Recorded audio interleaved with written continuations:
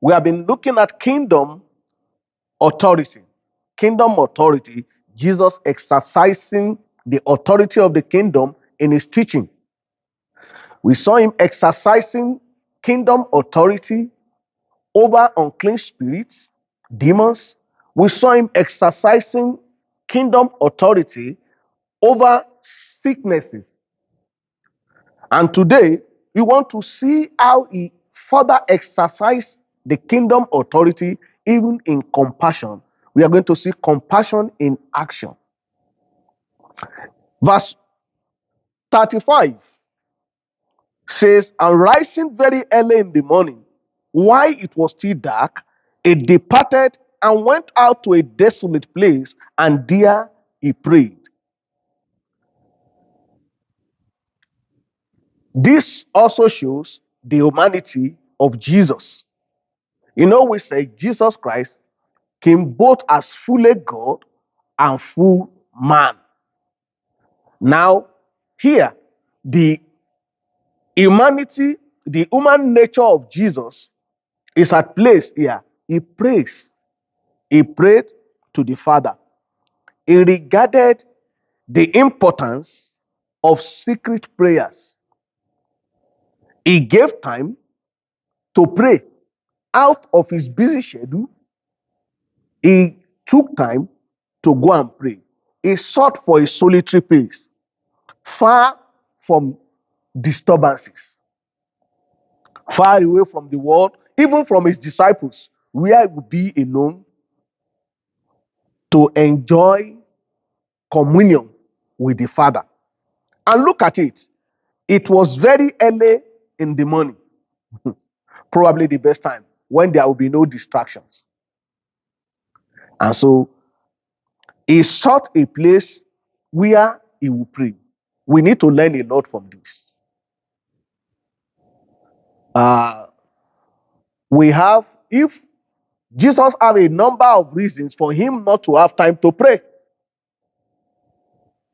Sometimes when we say, I would love to pray, but you see, my schedule is crowded. I have so many things to do.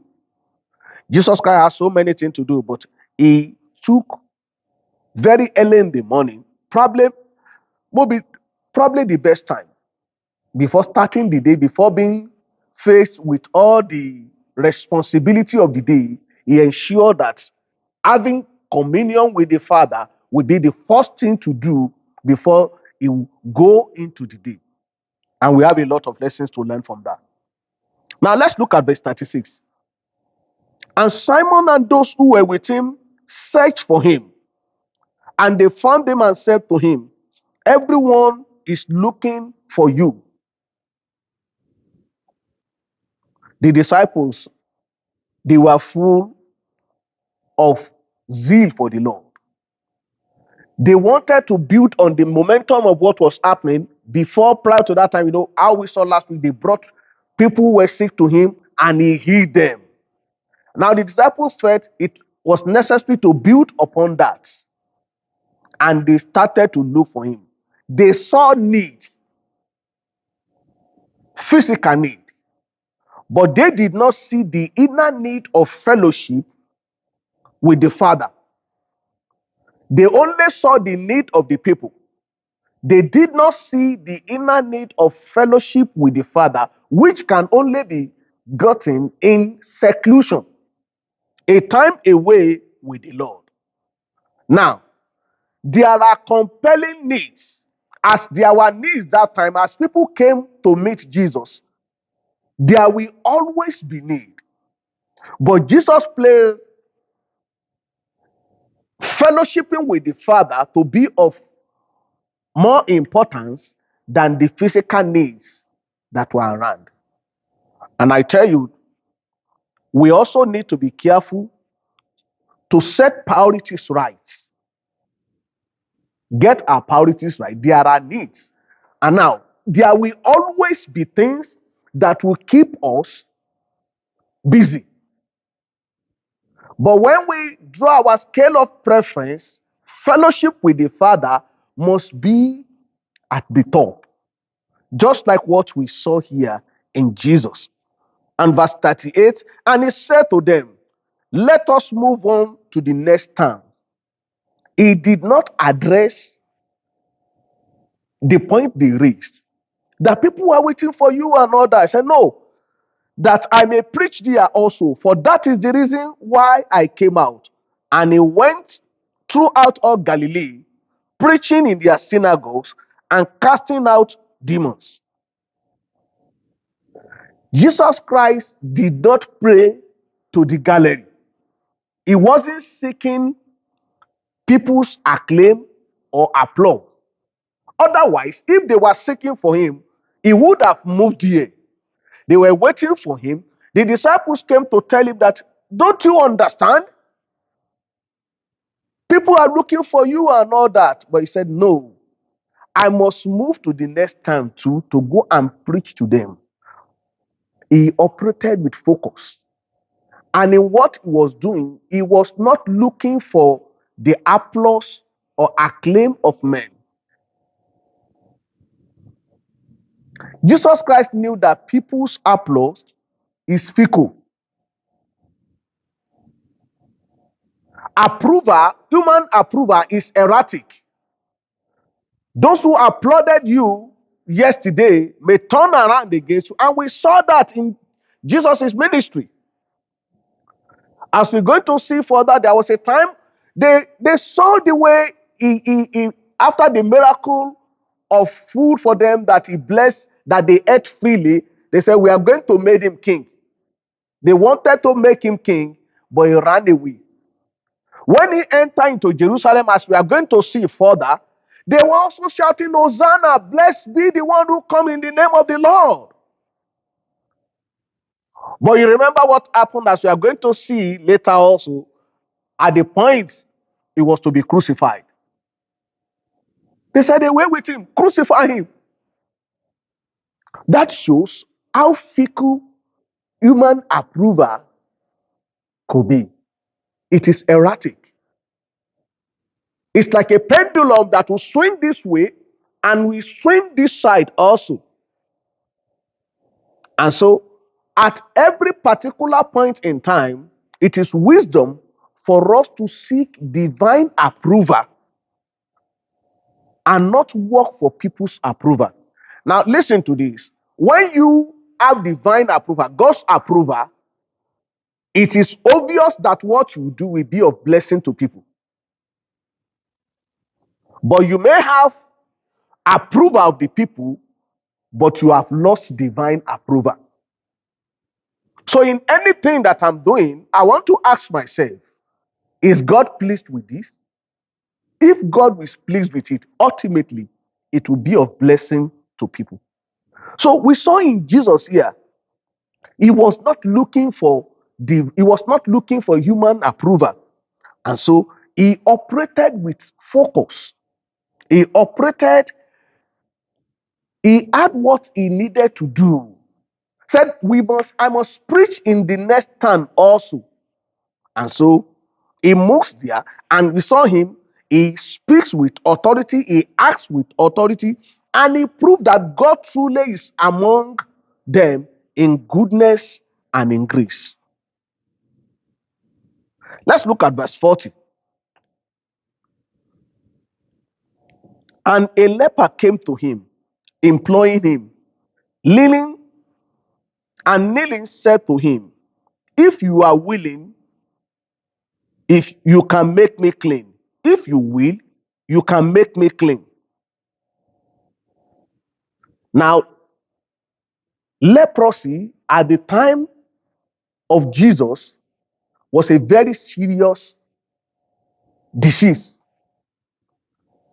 It was a very serious because it shows a picture of uncleanness that cannot be kept hidden. Leprosy is a picture of uncleanness that cannot be hidden. Something, a problem that is known to everyone. You know, there are problems everywhere. But there are problems that you can hide without others knowing. A man can have trouble, he's troubled. But when you see him dressed gorgeously, you wouldn't know that he has issues that he's grappling with. But when you see a man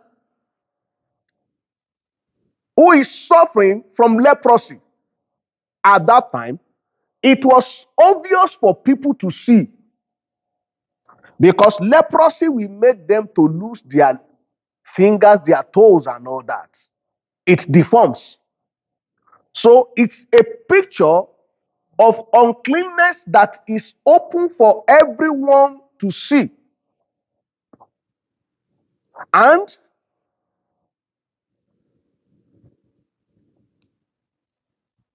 it's a picture of what sin does. So whenever you see leprosy, it actually depicts what sin does.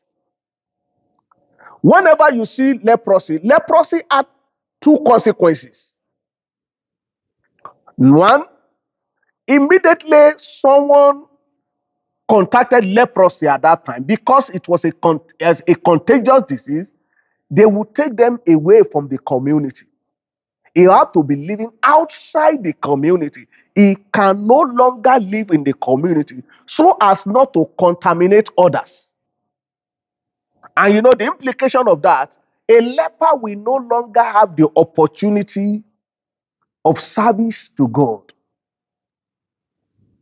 When they were going to worship in the temple, when they are celebrating major festival for them to go to worship in the temple, a leper cannot go there. He's completely excommunicated, taken away from the community. Not only taken away from the community, he's taken away from service. The second consequence is that leprosy defies whosoever comes in contact with. I said it's contagious.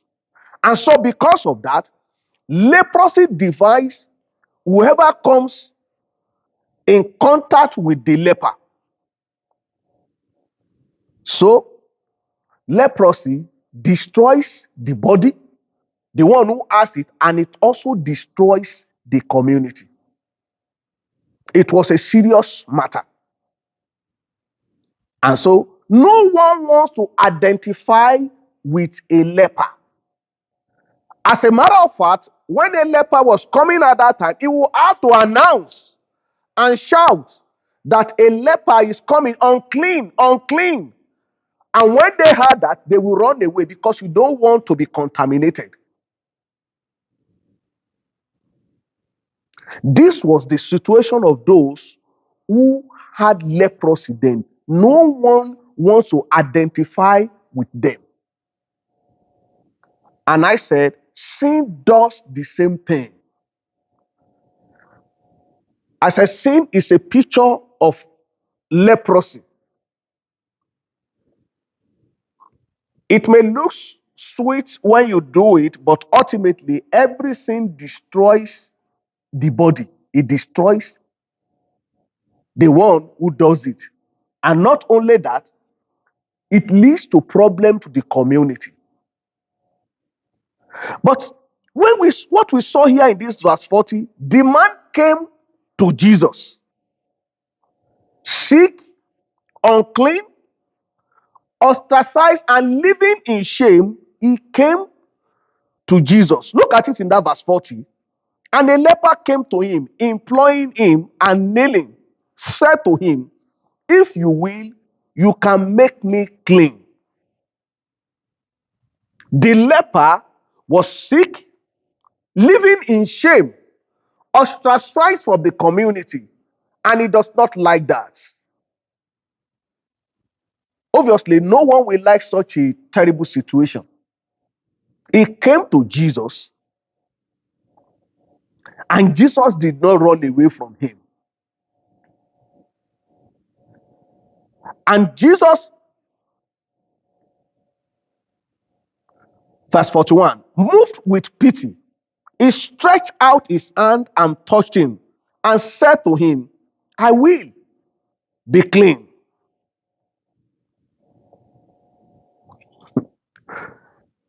The leper came to Jesus, And Jesus stretched out his hand, and he was not contaminated.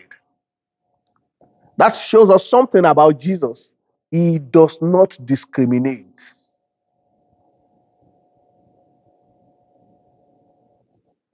The problem of the leper could not defile him.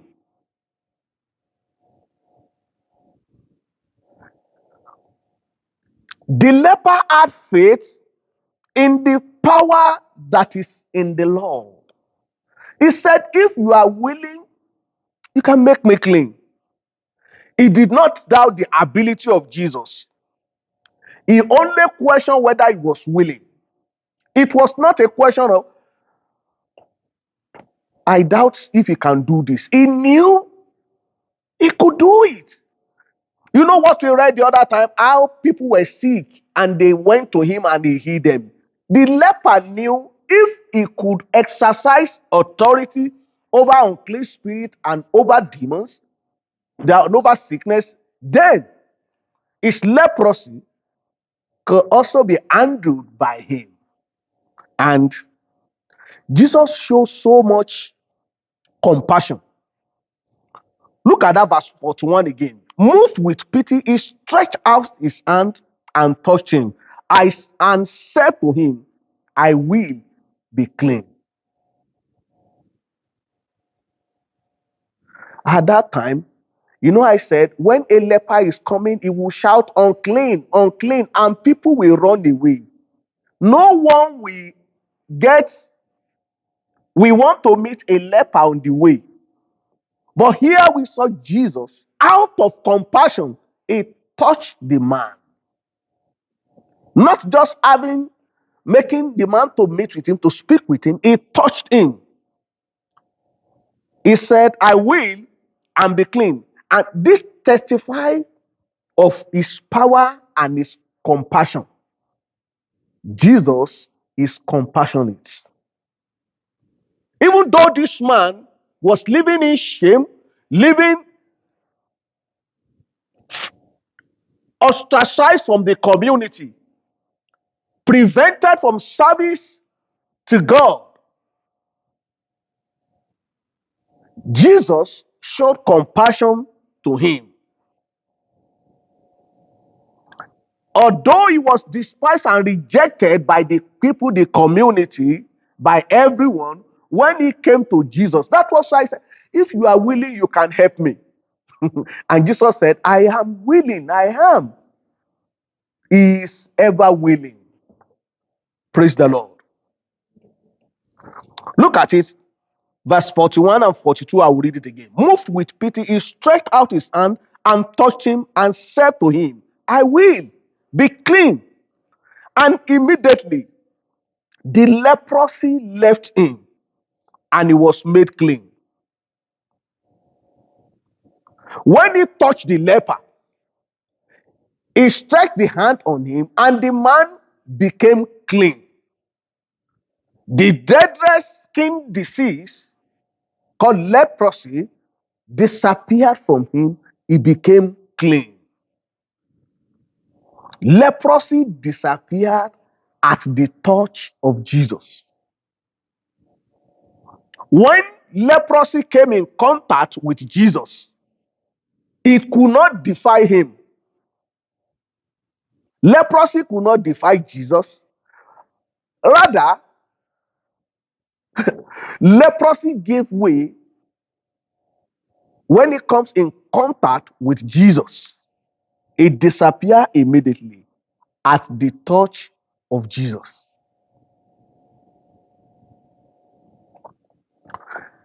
And you see, let's look at verse 34 and 33 and 34. And Jesus sternly charged him and sent him away at once and said to him, see that you say nothing to anyone, but go, show yourself to the priest and offer for your cleansing what Moses commanded for a proof to them.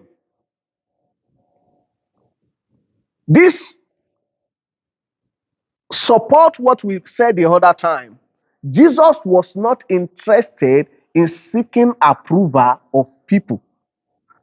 He said, Don't go about to spread this news so that people will see. They have never seen something like that before.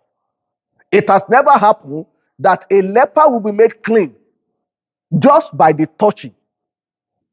That was unusual.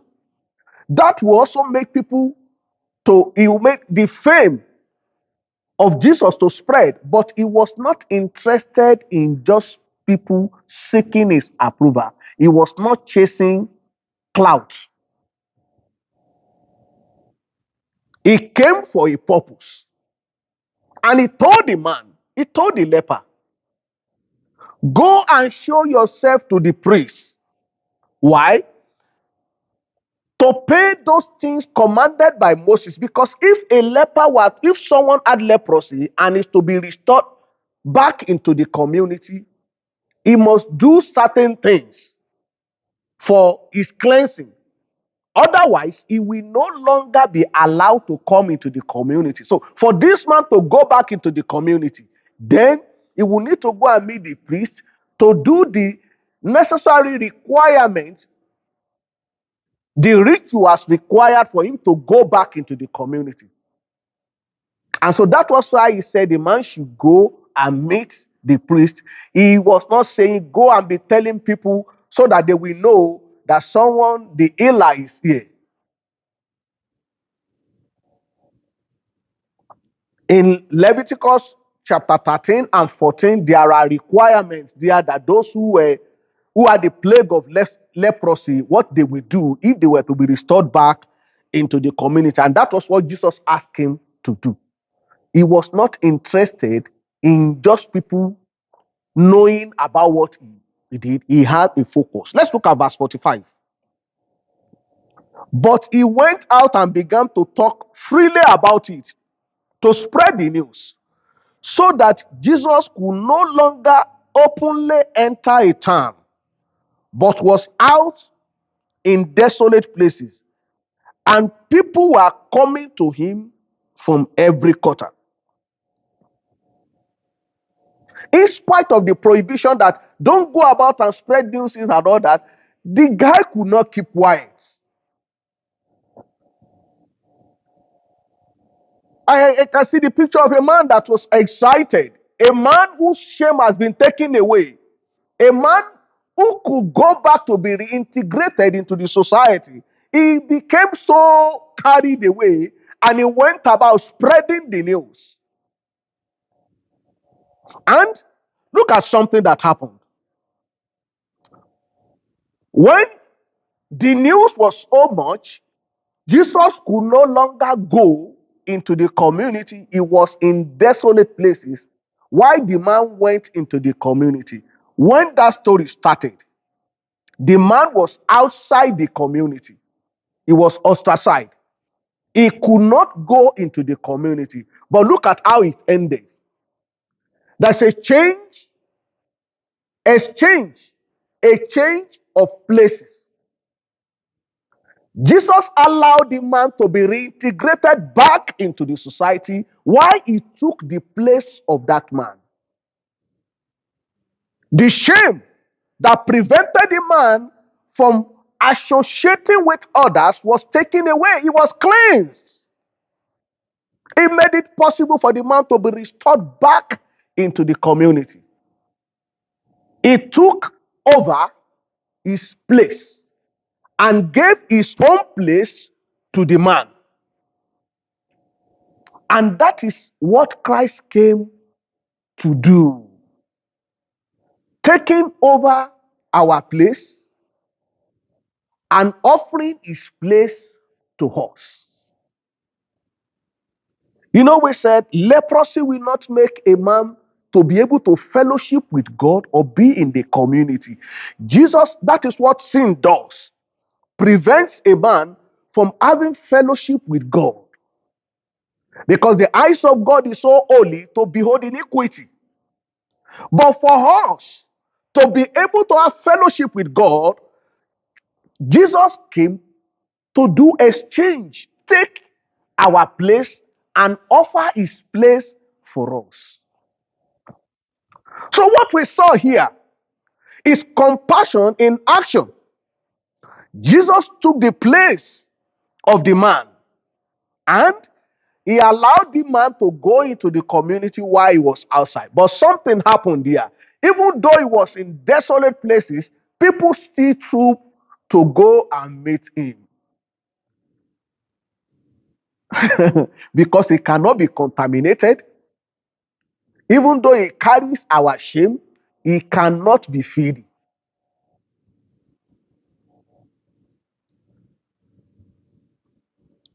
What can we draw from this? The compassion displayed by Jesus and what he came to do.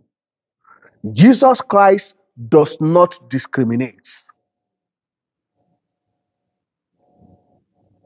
Do you feel unclean? Rejected as a result of sin? Of one thing or the other, there is someone who will not reject you. Though others may turn their back at you for one reason or the other, Jesus never rejects anyone who comes to him. That man came to me and said, if you are willing, you can make me clean. He is ever willing. Those who comes to him, he will not in any way turn away. What we saw that happened to this leper is what Christ came to do, and is still doing it now. Taking away shame. Those who are despised and rejected by others, as they turn to the Lord, they can always find approval. It takes away shame. It specializes in changing stories. It can always change a man's story. Why people like to remind you of how awful you are. Why people like to amplify your errors, your mistakes. You know, people can be cruel sometimes, that they magnify a man's mistake and they completely forgot every good thing he has done. That is part of human nature. But there is someone who, when a man comes to him seeking his intervention, he is full of compassion. And that person is Jesus. Those who are despised and rejected, when they come to him, he is ever willing to forgive. He is ever willing to take away shame. He is ever ready to cleanse. There is cleansing for those who turn to Jesus. And I need to say something about the man that went about sharing his stories. Even though Jesus told him, don't see anything. For us now, we have the mandate to share our stories. Look at how that man was effective in spreading the news of what happened to him. He was so effective, just a single person. He was so effective that the news of what happened went everywhere. It became viral. If you are to use our language now. Now, church, has Christ done something to you? Have you been cleansed by him? Has he taken away your shame? How effective are you in telling people about what Christ has done for you? I like us to take the challenge from this man. For us to be committed in spreading the news of Jesus' compassion to those who are around us.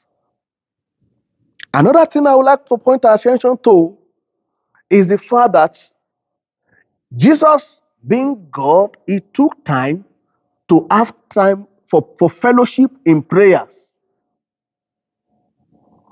We need to reevaluate the time we spend with God.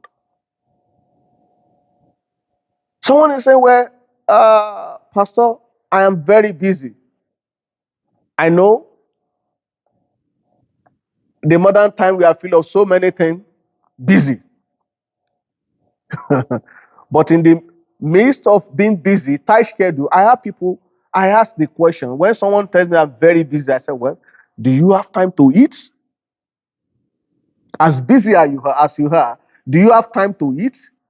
So, of course, I will always have time to eat. So if you could have time to eat, maybe we should think about rescheduling looking into our activities for the day to incorporate time for fellowship with God into it. This is God's word for us. The Lord is full of compassion, and those who come to Him, He will not in any way cast away.